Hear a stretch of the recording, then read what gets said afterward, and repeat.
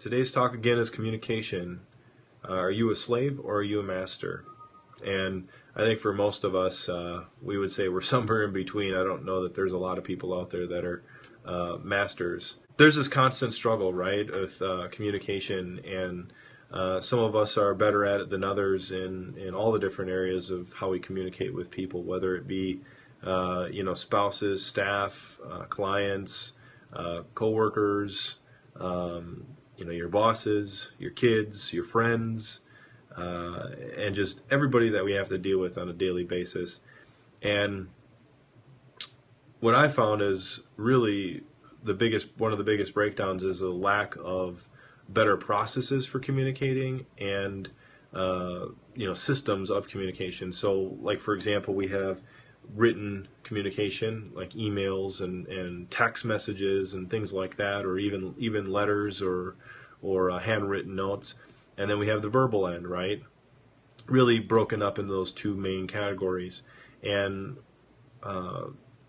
I found that typically the reason that there's communication breakdown is we're using the wrong mode, or we're using the wrong system to communicate with. Like, instead of texting somebody something, we should be talking to them face to face, or in the instance of, hey, maybe this isn't a good face-to-face conversation because I can't get everything out that I'm trying to get out to you, so I need to type it or email or write it out to you. Again, just usually a lack of the right system or process. Typically also it's a speed issue. The way we operate today with our clients, our friends, our family is so fast-paced that the breakdown in communication can happen because we're just moving too fast, and we're not taking the time to really make sure that there is enough clarity in our conversation or in our communication with whoever our intended audience is.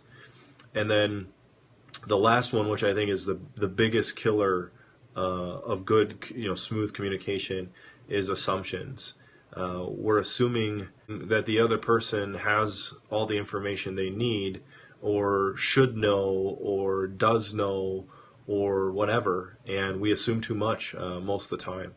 And so those three things, I think, are the biggest areas of breakdown in communication.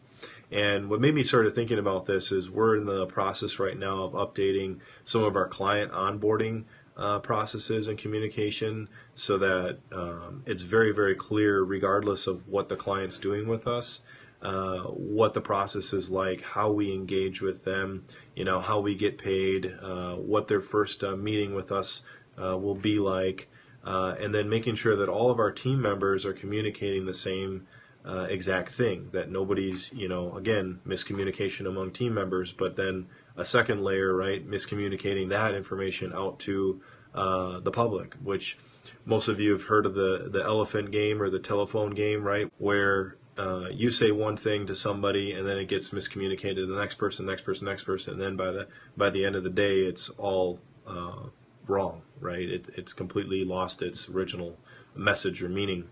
So making sure that everybody's processes are right is crucial. So here's some tips to ponder, or some things to ponder when it comes to communicating with people.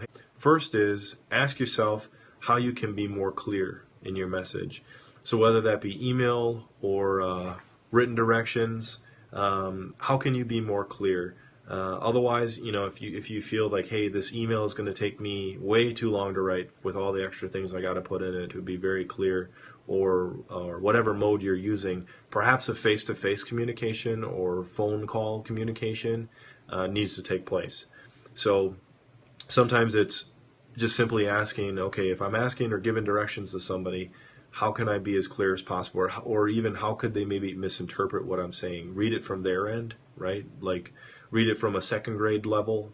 So it's like, just a person has to be really, really stupid to not understand this, and maybe they still don't because they're in a different frame of mind or coming at it from a different perspective. So first off, ask how you can be more clear. 2, do all team members have the same customer-facing or client-facing communication process?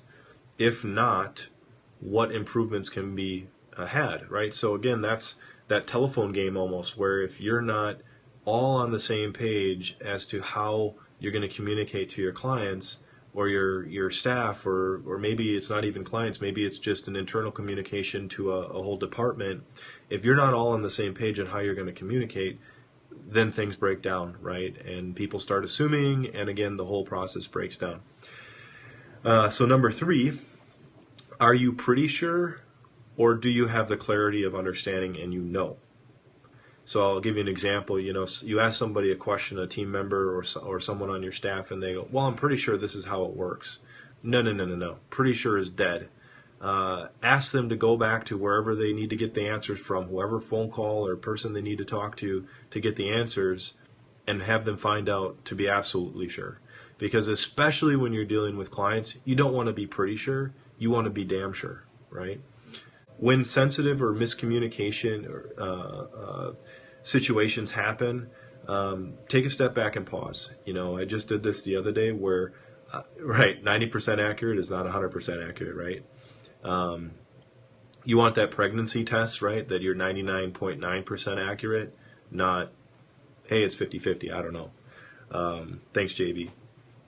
So when sensitive or miscommunication situations arise and happen, just take a step back and pause. I made the mistake the other day of firing off an email too fast to a team member that I was frustrated with because, again, miscommunication happened. She assumed too much on my end, and I assumed too much on her end, and we emailed back and forth, and it was just a poor, again, using the wrong system here. We should have been talking face-to-face or via phone, but we used the wrong system, email, and we assumed too much, again, another breakdown, and my email back to her was fueled with emotion, and again, I messed up, and I had to go back and apologize. So again, when sensitive or miscommunication situations happen, take a step back and pause. If you even need like a couple hours to digest it and think it through, seek clarity where things broke down, and take ownership in the lack of clarity. So I took ownership in this case on my end of saying, you know what, it was my fault. I'm the one who jumped the gun. I'm the one who assumed too much. I'm the one who didn't seek further clarity from you before just firing off an email and kind of being rude and disrespectful.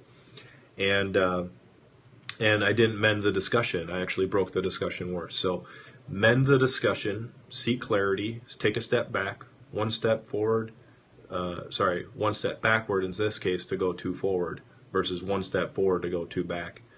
And learn from your mistakes. This was a learning opportunity for me. When you mess up with communication, whether that be with your wife, your kids, your spouse, your family, whoever, coworkers, etc., take a step back, learn from the mistake. How can we improve it next time? In this case, I may make the mistake again sometime. We're all human, right? Right? Everybody on here is human. The last time I checked, we don't have any robots. And we're all human, and I may make the mistake, but at least I'm trying to learn from it. So I made the mistake this week of firing off an email that I shouldn't have. I needed to take a step back, mend the situation, seek further clarity, bury my assumptions, and have the proper system of communication. In this case, picking up the phone and talking to this person, which could have taken 5 minutes versus probably all said and done 20 minutes or more of emailing and poor discourse back and forth. And then lastly here, so of those 5, of the 5 that I'm going to give you, this last one's probably one of the best here, and that is questions and listening can be your best friend. So if you're not 100% understanding what they're saying or what a client is saying, first apologize, because it's your fault, right? It's always your fault. Don't ever be a victim here and say, well, it's their fault. I don't know, everyone else. No. You're the one misunderstanding. So first off, apologize, right? I'm sorry, Mr. Client. I'm sorry, honey, if it's your wife or whatever. I'm sorry. I'm not quite understanding. Let me first off repeat back to what you're saying. And if I'm wrong, I'm going to seek further clarity from you, right? I'm going to ask more questions to be able to then formulate a response that helps you and moves this conversation forward in the best possible way. So with that, guys, have a great day and take care.